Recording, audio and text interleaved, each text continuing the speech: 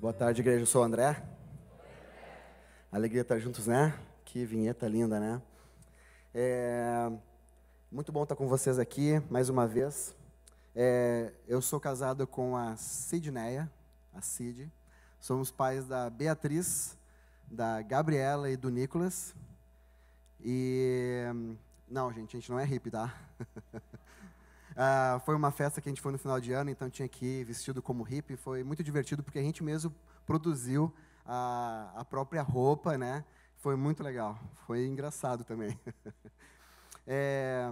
Quero dizer que somos pastores responsáveis pelo campus em Gravataí. Então, vai aparecer uma foto aí para você do nosso campus. Nós estamos ali com 180 pessoas, glória a Deus, glória a Deus. 180 pessoas, muitas crianças, e para ter uma noção, tem uma célula que tem 3 famílias que têm gêmeos. O pessoal até anda com medo de visitar aquela célula lá. Mas é uma bênção, gente, é uma bênção, é demais, demais. E eu queria dizer assim também que a gente deseja muito, esse ano é o grande ano, porque a gente vai lançar o campus em Gravataí. E nós estávamos preparados para março, mas a gente vai precisar fazer um ajuste por conta da equipe, que precisa ser bem preparada. Mas não é muito longe, não. Ali vai ser coladinho com Canoas. Eu já falei para o Maidana, estou colado contigo. Então tem sido uma grande aventura, tem sido muito especial mesmo.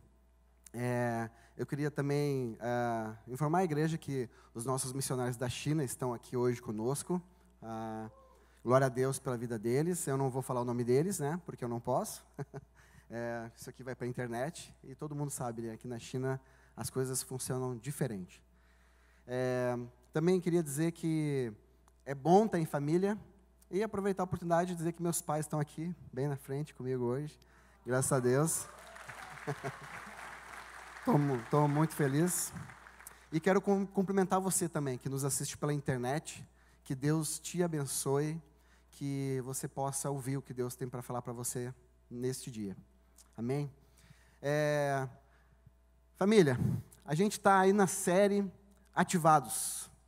Essa série ela veio depois da série Dons, né, que nós tivemos no ano passado. E o objetivo dessa série é inspirar e incentivar a igreja a colocar a sua vida à disposição de Deus para servir a Deus com todos os dons que Ele nos presenteou. Então você lembra que era cheio de presentes aqui e nós estávamos entendendo melhor sobre esses presentes espirituais que Deus nos deu. E aqui o desafio para você é saber que agora que você já sabe, que você até deve ter feito seu teste de dons lá no site, que você já entende quais são os seus dons. Agora nós queremos que você realmente comece a pensar e colocar em prática esses dons que Deus deu para você. Estou aqui com a minha garrafinha também. E o título dessa mensagem de hoje chama-se Restauração que Ativa. Nós vamos falar sobre restauração e vamos falar também o que a restauração tem a ver em ser ativado ao reino, ser ativado na missão de Deus.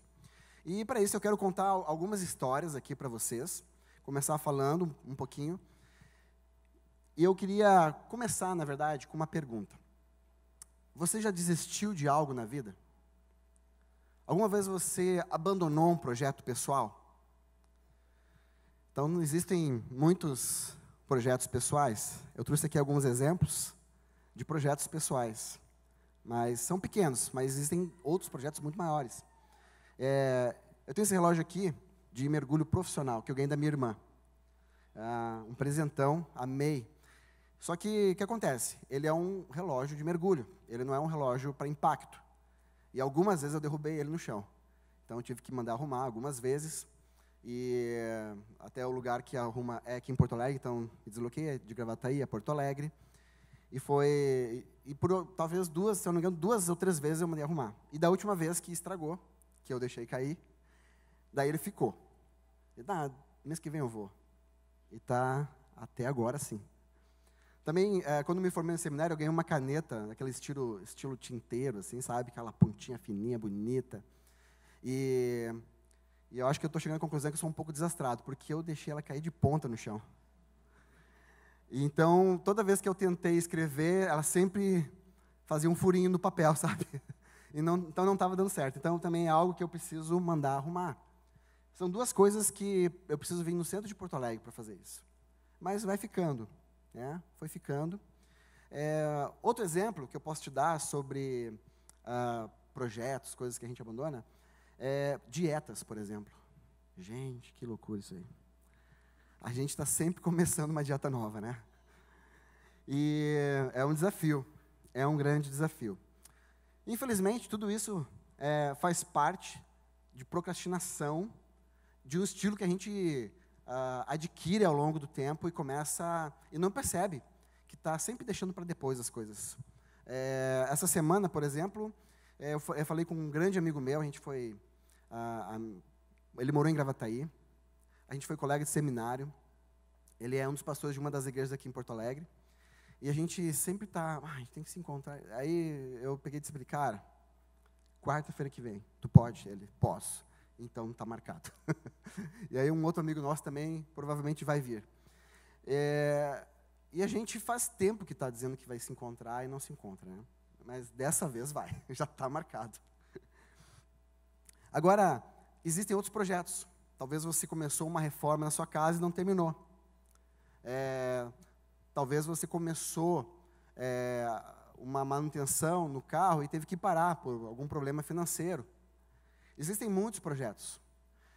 E muito do que acontece desses projetos ficarem parados tem a ver com algum desânimo, tem a ver com problemas financeiros.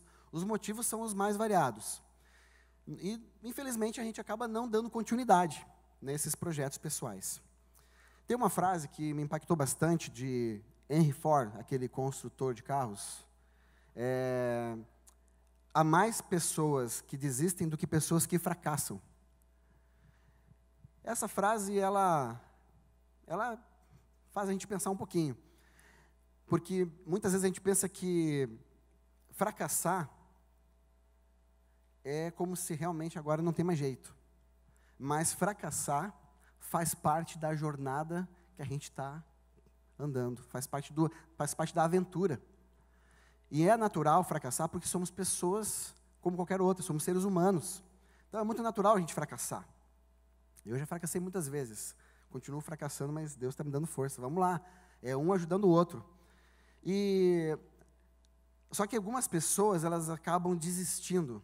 E quando você desiste de um projeto, quando você desiste de alguma coisa que você realmente tinha convicção que deveria levar à frente, vamos fazer aqui uma observação, né? Talvez era algo que Deus realmente estava mostrando para você para não avançar. Aí tudo bem. Mas quando é um projeto assim que você sabia, eu tinha que levar isso até o final, e você não leva, então alguma coisa aconteceu no meio do caminho. Houve algum tipo de desânimo, houve algum tipo de situação que impediu você de continuar aquele projeto. Enfim, há muitos motivos pelos quais as pessoas desistem. Mas eu quero ver com vocês hoje apenas 2 motivos, dentre tantos. E o primeiro deles é que nós desistimos porque alguém diz alguma coisa que nos desanima. Eu vou falar um pouquinho agora sobre uma história de um homem que fez muita diferença no mundo. O nome dele é Thomas Edison. Todos nós já ouvimos falar de Thomas Edison.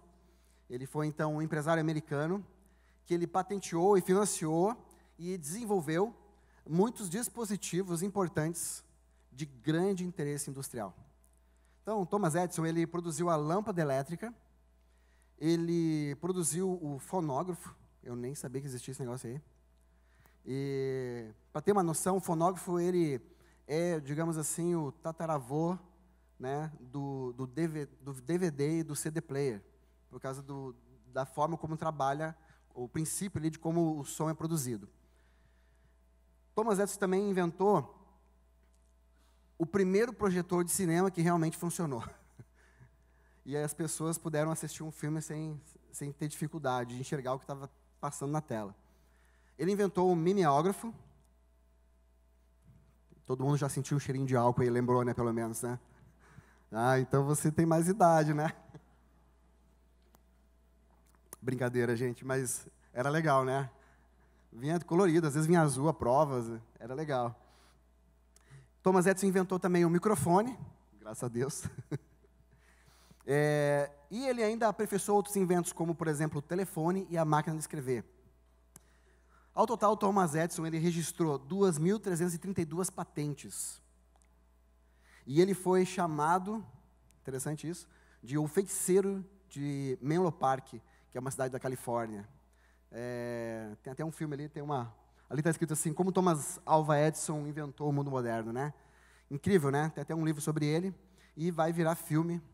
Acho que nos próximos meses a gente deve ter um filme da história dele, ou pelo menos da luta dele para energia elétrica, para lâmpada, para iluminar a cidade. Nos próximos meses pela frente a gente vai ver esse filme. Bem, depois de ouvir tudo isso sobre Thomas Edison, a gente nunca imaginaria que quando ele estava ainda na fase da infância dele, na escola, na fase primária, nós nunca imaginaríamos que o professor dele, disse que ele era uma criança completamente incapaz de aprender alguma coisa. Consegue imaginar isso? Talvez agora te deu uma certa indignação, né? Justamente porque Thomas Edison ele foi alguém muito importante, né, no mundo moderno, na indústria. E esse professor, inclusive, ele chamou Thomas Edison de cérebro oco. Agora piorou, né? Isso é só para a gente ter um exemplo, né? Ainda bem que ele não se abalou. Eu não sei como os pais dele lidaram com isso, como ajudaram ele. Mas ainda bem que ele seguiu os projetos que ele tinha na mente.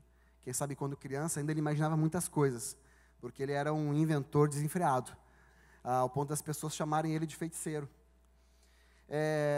Então nós devemos tomar cuidado, que muitas vezes as palavras de desânimo elas vêm mesmo e roubam a nossa alegria e desestimulam a gente a avançar com algum projeto. E o segundo motivo que eu quero falar é que muitas vezes nós passamos por uma crise. E no meio dessa crise é que nós desistimos dos nossos projetos pessoais. Ou que pelo menos sofremos pressão para desistir. E eu vou falar um pouquinho da minha história,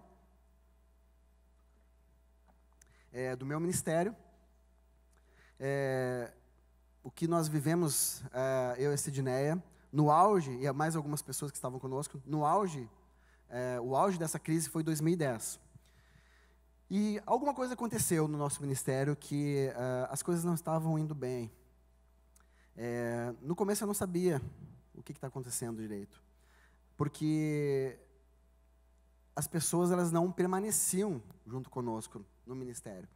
Nosso ministério ele não estava avançando. Nós queríamos ver esse ministério realmente crescer para a glória de Deus. Essa era a intenção sincera do nosso coração. E na época nós tínhamos sustento aqui da Monte Serra, nós tínhamos sustento da Convenção Batista, e para complementar, eu dava algumas aulas ainda no Colégio Batista. Era puxado, aguentar aquela gurizada lá, mas foi um tempo legal, muita experiência.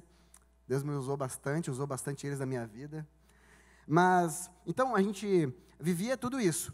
Naquele tempo, até me lembrei do Maidana, porque eu vivia realmente uma vida entregue ao Senhor, mas biocupacional, né? Então, eu estava ali, me sustentando, recebendo ajuda também, fazendo ministério, nos dividindo ali. E tudo que a gente desejava, naquela época, era que o nosso ministério ele fosse frutífero. A gente se reunia nessa garagem aí, tem algumas bandas que é aquele negócio de rock de garagem, a gente era culto de garagem, né? E a gente, ali naquele tempo ali, a gente reunia algumas pessoas. Mas chegou um tempo assim que as pessoas vinham, nos procuravam, nós dávamos atenção, nós aconselhávamos essas pessoas então passavam a tomar algumas decisões de melhoria para a sua vida, e crescia um pouco, e quando a gente achava que aquelas pessoas elas iriam permanecer ali conosco, e iriam nos ajudar, elas iam embora. Estou indo lá para aquele lugar, estou mudando de cidade, estou indo para outra igreja. E aquilo começou a realmente trazer um grande desconforto.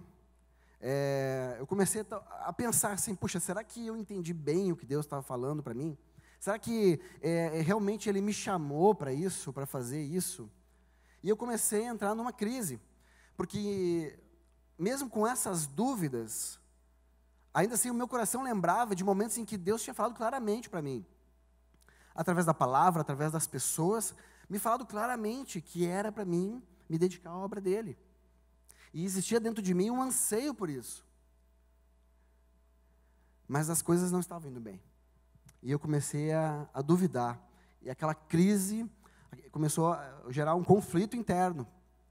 E esse conflito interno, ele começou a me roubar a alegria. Ao ponto de que muitas vezes chegava sábado à noite e eu falava para a Sidney assim, eu queria que fosse já segunda-feira. Eu não queria amanhã ter que me encontrar com as pessoas, ter que pregar ali na garagem, naquele lugar. Naquela época nós estávamos nos aproximando ainda dessa igreja amada, essa grande família. E tinha muito que crescer ainda, muito que aprender. E a gente ainda está crescendo, né? Até o final da vida. Então aquilo estava roubando a nossa alegria, mas o que a gente não sabia, o que realmente nós não estávamos entendendo, é que nós estávamos amando a missão mais do que o Deus da missão. E isso é grave. Sutilmente, você começa a realizar a obra, a se envolver com a obra, a pensar como vai fazer, a pensar em estratégias de crescimento, pensar em estratégias de se conectar com pessoas, pensando na missão de Jesus. E sutilmente, isso rouba a sua atenção, isso toma você, e aí tu não está mais pensando da forma que Jesus pensava. Eu comecei a pensar mais na missão, comecei a pensar em estratégias, e eu esqueci do Deus da missão. Eu me lembro que eu tinha um amigo que era missionário também, e ele conhecia muitos líderes, muitos homens de Deus, pastores, pessoas que se deslocavam de Gravataí para Porto Alegre para congregar, e ele começou a falar para essas pessoas, essas famílias, olha, tem um amigo meu, ele é uma pessoa séria, uma pessoa comprometida lá em Gravataí, bem pertinho de vocês, mas a verdade é que ninguém apareceu. Ninguém apareceu. Nós não estávamos prontos. Quando nós amamos mais a missão do que Deus da missão, de alguma forma, isso tem um impacto espiritual. Porque as pessoas, talvez elas nem tenham consciência disso muitas vezes, mas elas não conseguem se aproximar de você. E era isso que acontecia comigo. As pessoas não se aproximavam de mim. Eu não era nenhuma pessoa mal intencionada. Só que não existia uma conexão espiritual. As pessoas, elas queriam buscar a Deus, elas queriam estar num ambiente onde o Senhor estivesse. Só que o que estava acontecendo é que elas chegavam lá e elas não encontravam esse Deus. Porque eu não estava pensando nesse Deus. Eu estava pensando apenas na missão. E o final disso é que elas iam embora. Eu não estava enxergando absolutamente nada. Eu não conseguia pastorear o coração da minha esposa, a enxergar também, porque eu não via nada. E o resultado disso, as pessoas continuavam indo embora. As pessoas continuavam indo embora. Naquele tempo, só para você ter uma noção, até a nossa cachorrinha fugiu de casa 2 vezes. Verdade, gente. E o pior é que quando eu fui buscar ela, numa dessas vezes, eu chamava ela, ela não vinha. Passei o maior constrangimento, parecia que o cachorro nem era meu. E pode isso, assim, ser rejeitado até para um cachorro. Estava me sentindo rejeitado até para um cachorro, gente. E eu me lembro que eu fiquei 2 dias depois treinando ela para ela chegar perto de mim. E tudo isso, sabe, queridos, esse pensamento de desistir, ele vem na nossa mente. É natural isso. Porque nós somos pecadores, nós somos feitos de carne. E eu comecei a pensar, Deus, eu não sou digno de continuar nessa obra. Porque eu botei a mão no arado e eu estou olhando para trás. E eu comecei a pensar, e aqueles pensamentos me fazendo mal. Só que quando a gente vai para a palavra, a gente começa a ver a riqueza e a grande esperança que nós podemos encontrar na palavra de Deus. Deus é tão bondoso conosco, e Ele colocou na palavra dEle muitas histórias de restauração, muitas histórias que nos conectam, que nos ajudam. E quando eu olhei para a história de Pedro, um homem que foi restaurado depois de negar Jesus, aquilo mexeu demais comigo. E a nossa esperança, ela está no Senhor. É nele que nós devemos confiar. É na palavra dele que nós devemos confiar. Eu quero que você acompanhe aí o Evangelho de João, capítulo 21, a partir do versículo 1. Diz o seguinte, versículo 1.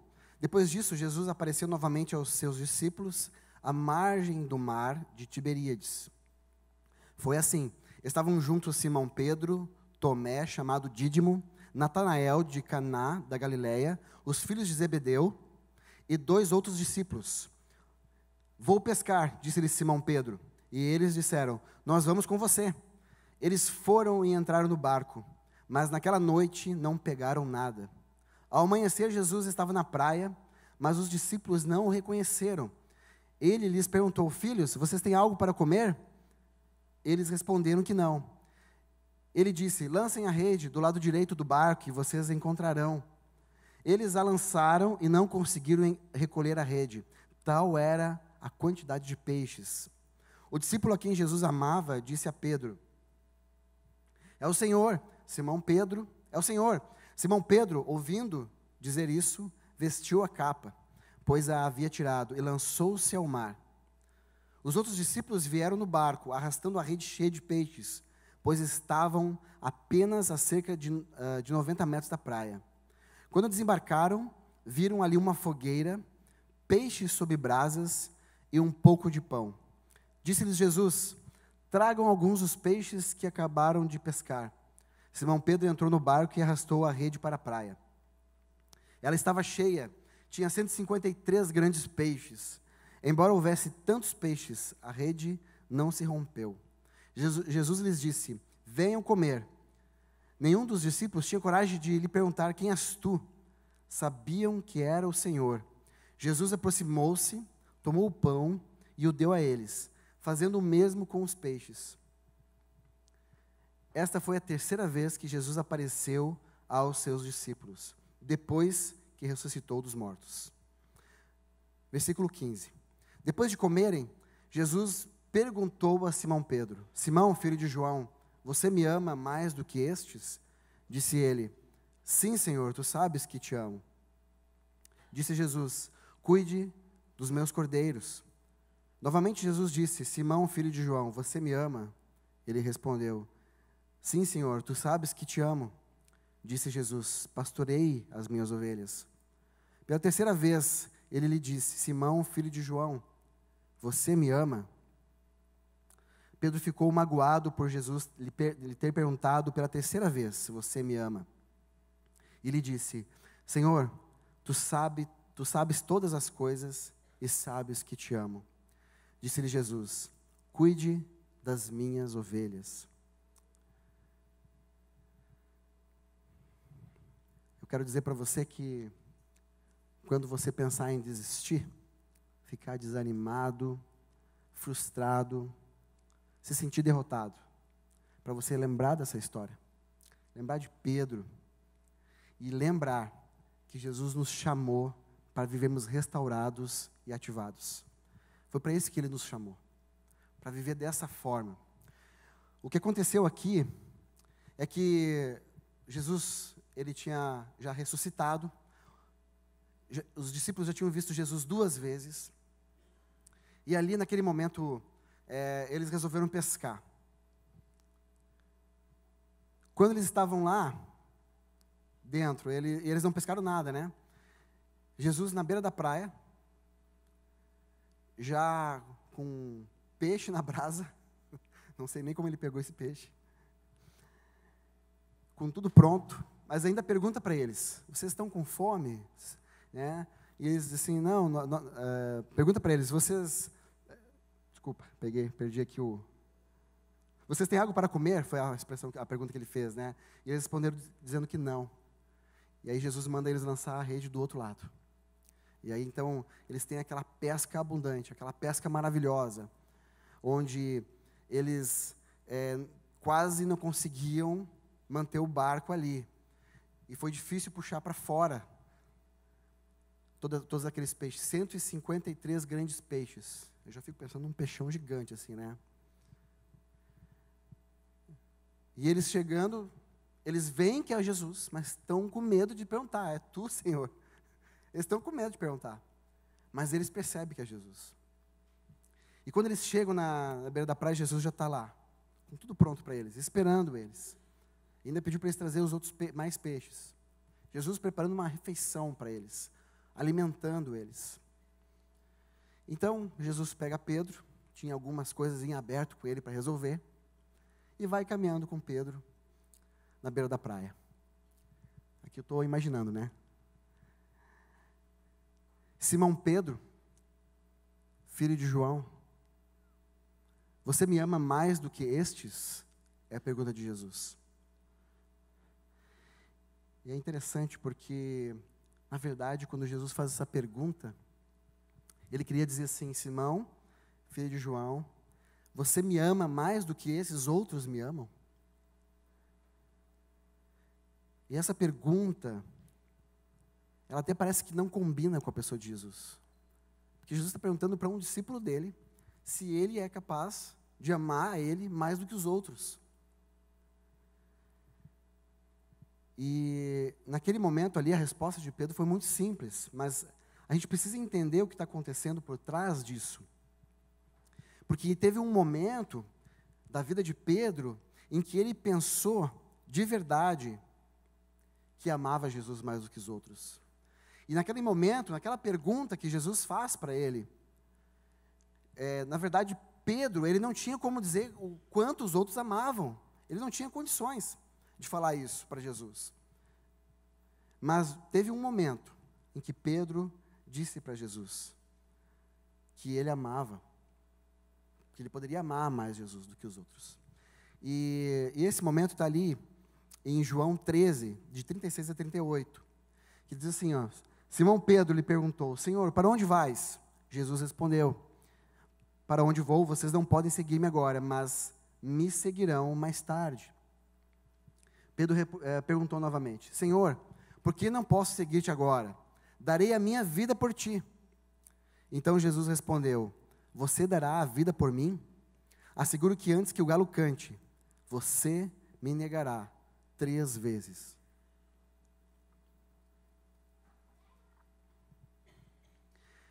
Quando Pedro disse: daria a minha vida por ti, ele estava querendo dizer algo como: olha, não sei dos outros, mas não importa, eu quero dizer que eu vou dar minha vida por ti.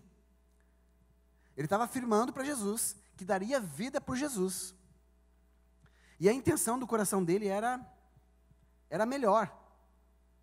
Só que na verdade ele estava prometendo alguma coisa que ele não poderia cumprir. Porque a carne é fraca. E logo depois disso, o galo cantou. E Pedro, quando ouviu o galo cantar, ele já tinha dito que não conhecia Jesus 3 vezes. Você imagina assim, você anda com alguém. Eu não sei se alguém aqui alguma vez já viveu a situação de uma pessoa passar por ti e essa pessoa não te reconhecer. Isso acontece, né? Mas sabe uma daquelas vezes que daí nós estamos passando por uma pessoa e a gente, tomara que não me veja, tomara que não me veja. Todo mundo passa por isso. Não adianta esconder. É a verdade. Só que o que a gente precisa entender aqui é que a nossa carne, ela é fraca. A carne de Pedro era fraca. E Romanos 7, versículo 18, diz o seguinte: Sei que nada de bom habita em mim, isto é, em minha carne, porque tenho o desejo de fazer o que é bom, mas não consigo realizá-lo. Paulo sabia muito bem, quando escreveu isso aqui, como era difícil fazer o que agrada a Deus. Quando você olha para esse texto de Romanos 7, a gente se depara com a realidade, que nós somos humanos, que nós conhecemos a palavra, nós sabemos o que devemos fazer, nós, homens, mulheres, maridos, esposas, pais, profissionais, em todo momento, em todo instante, nós estamos tendo a oportunidade de fazer o que é certo ou fazer o que é errado. E quando nós pensamos de que, olha, eu quero fazer o que é certo, mas eu não consigo, é só pela graça de Jesus. Só pela graça. E o final desse capítulo, eu te encorajo a ler, é maravilhoso. E capítulo 8 também, de Romanos, é demais. Mas o fato é que Pedro, ele ainda não estava pronto para morrer pelo Senhor. Ele disse, olha, eu te darei a minha vida. Mas ele ainda não estava pronto. E se você olhar para João 21:15, a primeira resposta de Pedro, quando Jesus perguntou, tu me ama mais do que eles? Pedro simplesmente só falou, sim, Senhor, tu sabes que te amo. Porque ele já tinha passado aquela vergonha lá atrás. Ele já tinha dito, olha, eu darei a minha vida por ti. E ele negou Jesus 3 vezes. Ele já tinha se envergonhado. E aqui ele estava tendo uma oportunidade de recomeço com o mestre. Apesar de já ter visto ele antes. Aqui era a hora deles, o momento deles. Aquele em que eles iam conversar e restaurar. Me amas mais do que estes outros me amam? Se Jesus perguntasse para você, Jonathan, tu me ama mais do que esses outros me amam? Christian, tu me ama mais do que esses outros me amam? O que você diria? Como seria isso no seu coração? Uma outra situação de Pedro está relatado lá em João, capítulo 18, versículo 10. Esse é o texto que Pedro, não sei se vocês vão lembrar agora. Alguns soldados chegam para prender Jesus. Junto com ele está ali um servo do sumo sacerdote. E aí aquele alvoroço, Judas dá o beijo em Jesus, e indicando quem era Jesus, aquele alvoroço, e de repente eles veem que Jesus vai ser levado, e Pedro puxa a espada e, corta a orelha de Malco. Em Mateus, Marcos e João, não conta essa parte da história, em que Pedro cortou a orelha de Malco, mas fala com clareza, ali naquele momento Jesus falando que eles não deviam agir com violência, que eles não deviam agir com espada, e fica muito evidente que Jesus estava pronto para se entregar, naquele momento ali. Mas Lucas, que era médico, o Evangelho de Lucas, ele relata que Malco perdeu a orelha, foi cortado, decepada, e que Pedro, ele foi lá, e que Jesus foi lá, e simplesmente curou Malco. Eu fiquei pensando, olhando para o texto, curou, mas curou como assim? Ele botou a orelha do cara lá de volta, e pronto, e ficou resolvida a coisa, sem cirurgia plástica, sem nada. Fica imaginando a cena, tu tá lá junto, e aí, o mais esquentadinho do grupo, corta a orelha do cara. E aí tu vê Jesus colocando a orelha do cara de volta no lugar. Que é isso, gente? Que situação é essa? Então, consegue imaginar uma cena dessa acontecendo na tua frente? Nós vemos hoje muitas outras coisas acontecendo na nossa frente, Milagres, livramentos, Deus fazendo maravilhas no nosso meio. Nós vemos isso. Vemos ou não vemos? Amém. Continuando aqui sobre Pedro, Na segunda vez e na terceira vez que Jesus pergunta para Pedro, você me ama? Pedro só diz assim, ó, sim, Senhor, eu te amo. E a resposta de Jesus, ele diz assim, primeiro ele diz, pastoreia. Algumas versões da Bíblia vão trazer apacenta. Mas depois ele diz cuida, depois ele diz pastoreia. E olhando esse termo, apacentar no original, ele além de cuidar, além de gerar cuidado de um pastor, além de gerar ali a atenção de um pastor, ele significa que esse pastor também alimenta as suas ovelhas. Significa que não apenas cuida para que elas não fujam, não apenas cuida para que elas não sejam atacadas, mas ele as alimenta. Isso representa um envolvimento emocional muito forte com a vida da ovelha. O que eu estou querendo dizer é que quando Jesus diz para Pedro, Pedro, apacenta, cuida, pastoreia, alimenta as minhas ovelhas. Quando Jesus diz isso, ele está falando algo muito profundo. Ele está dizendo algo, olha, vive do lado, como se fosse teu próprio sangue, cuida. E todos nós aqui sabemos que não só os pastores cuidam, mas muitos líderes, muitas pessoas envolvidas aqui na missão cuidam uns dos outros. Nós cuidamos uns dos outros. É como uma família mesmo. Quando Jesus, ele perguntou para a terceira vez a Pedro, a mente dele provavelmente trouxe uma dolorosa lembrança daquele dia em que ele por 3 vezes disse que não conhecia Jesus. Em muitos momentos nós dizemos de várias formas que não conhecemos Jesus. Pelas nossas atitudes, pelo que falamos, pelo que olhamos, na forma como nos relacionamos com as pessoas. E em Mateus 26, versículo 74, menciona exatamente o que Pedro falou da última vez. O texto diz assim, que Pedro começou a se amaldiçoar e a jurar, não conheço esse homem. É como ele dissesse assim, olha, que cai um raio na minha cabeça, mas eu não conheço ele. Que uma grande tragédia venha sobre a minha vida, mas eu não conheço ele. E é muito profundo quando Jesus, por 3 vezes, pergunta para Pedro se ele ama ele. E eu quero mostrar para vocês um quadro que vai aparecer aí para você. Esse quadro é sobre Pedro. E ele mostra,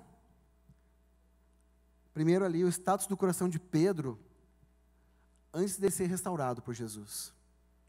Ali no momento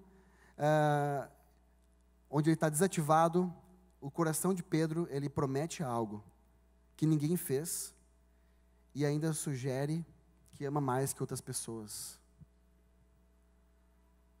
Pedro ativado, depois daquele processo de restauração, ele se tornou um servo que ama. Desativado no relacionamento com o próximo, Pedro foi violento, agiu com violência. Ativado, ele cuida e pastoreia pessoas. Desativado, sob a visão da missão, era guerra. Ativado, a visão da missão que ele tinha, a mesma de Jesus.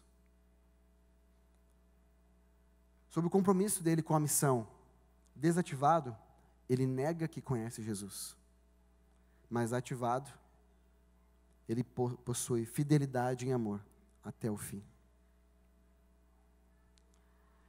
Nota que sem restauração não há como ser ativado. Sem restauração, nós não podemos fazer nada. Nós precisamos permitir que Deus trate o nosso coração. Queria chamar a nossa equipe de louvor agora. E eu queria enquanto eles vêm, eu queria contar para você o desfecho final da minha crise. 2010, então, foi o pior ano que eu passei. E sabe o que aconteceu naquele ano? Houve uma mudança muito grande, estratégica. Nós paramos, então, de nos reunir naquela garagem e começamos do princípio. Começamos a nos reunir como célula. Mas eu quero dizer para vocês que, apesar de foi um grande passo, isso foi muito importante, tá aqui algumas pessoas que faziam parte daquela célula. Não foi isso que fez toda a mudança.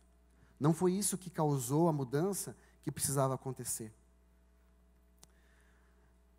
Naquele ano de 2011, nós estávamos terminando o CR, o Celebrando a Restauração. Foi quando Deus começou a falar que tínhamos que encerrar aquela reunião, que tínhamos que voltar para a célula e recomeçar.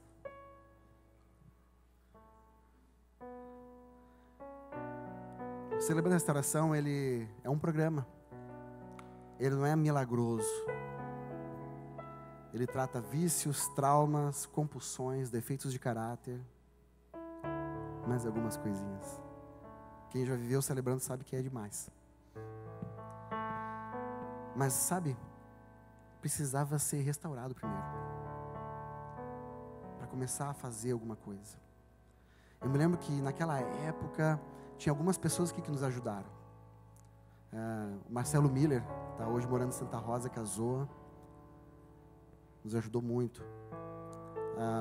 O Ricardo Iabico também nos ajudou. Casou, foi embora também. O pessoal casa e se manda.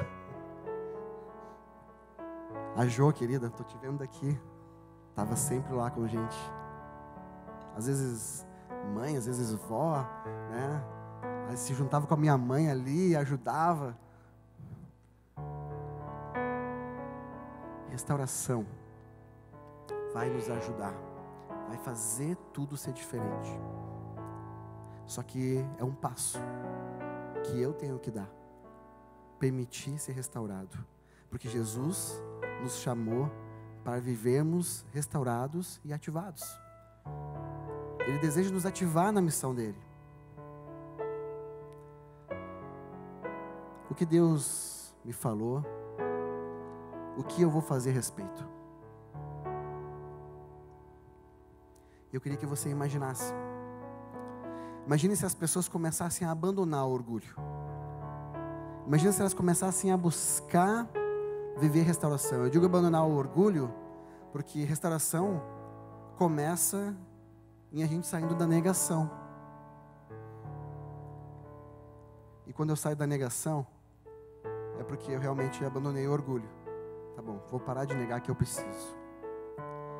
Eu me lembro que naquele ano que a gente fez o Celebrando, era segundas-feiras, né? Toda segunda-feira, quando chegava ali um pouquinho antes da Coca-Cola, eu dizia para a Sidney assim, vamos embora para casa, não vamos hoje. E a Sidney assim, não, vamos. E muitas vezes era 1h40 de carro até a Silva Jardim. Naquela época o prédio da nossa igreja era na Silva Jardim. Com 2 crianças. A Bia tinha 2 aninhos e pouco e a Gabi 1 aninho e pouco. Mas o que é mais legal é lembrar, é gostoso lembrar daquele tempo. Está aqui, ó, meu líder facilitador de CR. Foi demais. Imagina agora, se cada uma dessas pessoas que estão aqui, as que vieram de manhã, as que estão de férias, que não estão aqui, estão curtindo as férias, elas começassem a buscar, primeiro, restauração, para depois usar os seus dons.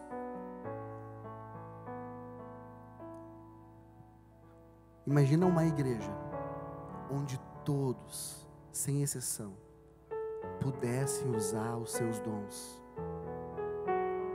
Consegue imaginar isso?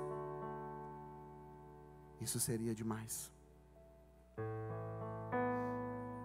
Aqueles presentes maravilhosos, a gente viu aqui, né, na série Dons, cada presente tão bem embalado, bonito, representando assim, ali só para simbolizar mesmo, porque o que Deus entregou para nós é lindo. Eu queria que, para a gente terminar, quero deixar um desafio. Se você entendeu que esse chamado de ser restaurado e depois ativado na missão para usar os seus dons, é para você. A gente está como família aqui. Eu queria te desafiar a chegar aqui na frente, agora, nesse momento, para orarmos juntos. Que nós pudéssemos aqui hoje orar, interceder uns pelos outros e agradecer o que Deus está fazendo. Vamos lá? Vamos chegar aqui na frente? Vamos dar um passo de convicção. Deus, eu estava desistindo, mas eu não vou mais. Agora eu quero fazer diferente. Quero deixar que o Senhor me restaure e faça nova todas as coisas e me use com tudo o que eu tenho e o que eu sou. Vamos orar?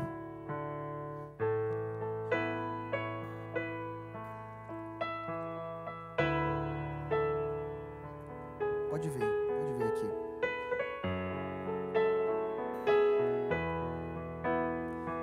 Não fica acanhado, não é para constranger ninguém. Nós somos aqui, estamos em família.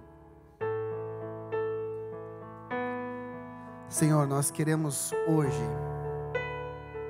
dizer para Ti que somos Teus filhos, Deus. Que somos Teus servos, Senhor. E que precisamos, Deus, da Tua restauração. Precisamos ser questionados por Ti, Senhor. Se Te amamos, mas não devemos nos comparar a ninguém, Senhor. Apenas responder que sim, Senhor, que Te amamos, que queremos estar junto contigo nessa missão, mas que reconhecemos, Deus, a nossa falha, e reconhecemos, Deus, as nossas limitações, Senhor. Por isso nós Te pedimos, derrama em nossos corações coragem, determinação, Deus, para restaurar tudo que precisa ser restaurado, para buscar, Deus, seja em ferramentas, seja em conversas com pessoas, a ajuda que precisamos. Eu peço, Deus, por cada um desses amados que estão aqui, todos eles são valiosos para Ti, Deus.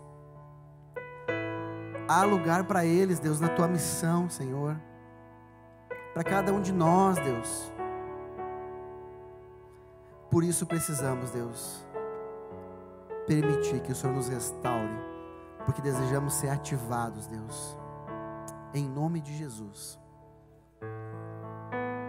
Em nome de Jesus. Amém. Que Deus nos abençoe, nos dê uma boa semana, que você vá pensando nisso.